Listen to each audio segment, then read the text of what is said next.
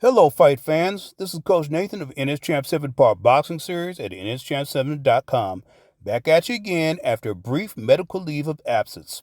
Yeah, folks, I was in the hospital for a little bit, but I'm back at you now with a preview of the long-awaited super middleweight title eliminator and grudge match between two-time WBC super middleweight champ David Benevidez, aka the Mexican Monster, who is 26-0 with 23 knockouts, versus former IBF super middleweight champ Caleb Sweet Hands Plant, who was 22-1 with 13 knockouts.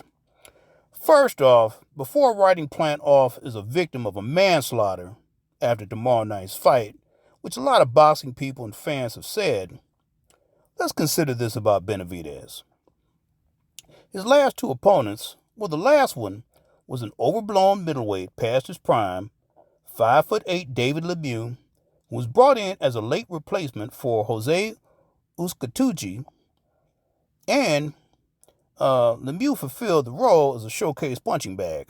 Now, before that was last year's fight against Kyron Davis, who was also a late replacement for the same Uzcategui, who I believe at that time had caught COVID and couldn't fight. Now, for that match, Davis had a whopping 2 weeks to train, as opposed to 10 weeks for Benavidez. The result? Another showcase beatdown in favor of Benavidez, who still got hit flush by a guy who didn't have much stamina, no punching power, and was 5'10". David got hit by dropping his hands, at times lunging against the shorter opponent, and throwing backhanded rights against a guy, once again, who had a little stamina. He lasted pretty good until the fourth round, and he didn't have much counter-punching ability to make David pay for his mistakes.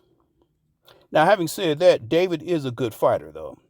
He punches well in combination, fast hands, punches hard, and is an excellent finisher.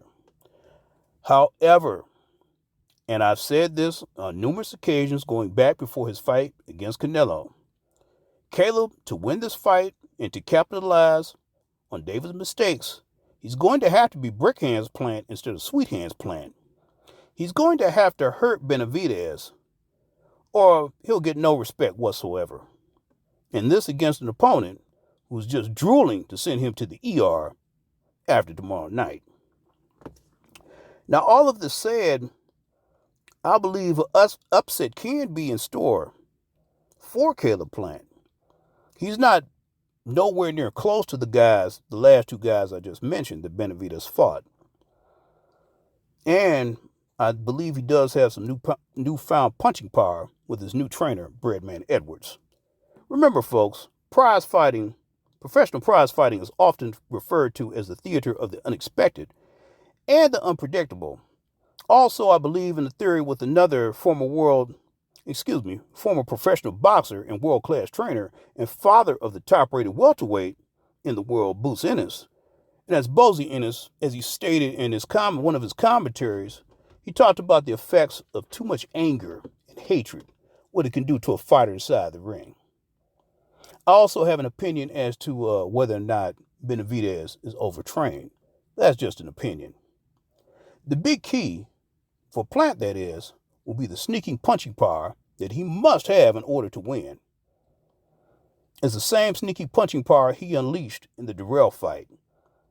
And he has to mix it with smart boxing as well. He has to pick and choose his spots when to unload, not just go out there and have a firefight. So, that's my take on the fight, folks. I know a lot of people disagree, but that's my take on the fight. And don't forget, for elite boxing instruction, elite boxing analysis, and elite boxing philosophy, check me out at NS Champ 7 Part Boxing Series at nschamp7.com. Enjoy the fights.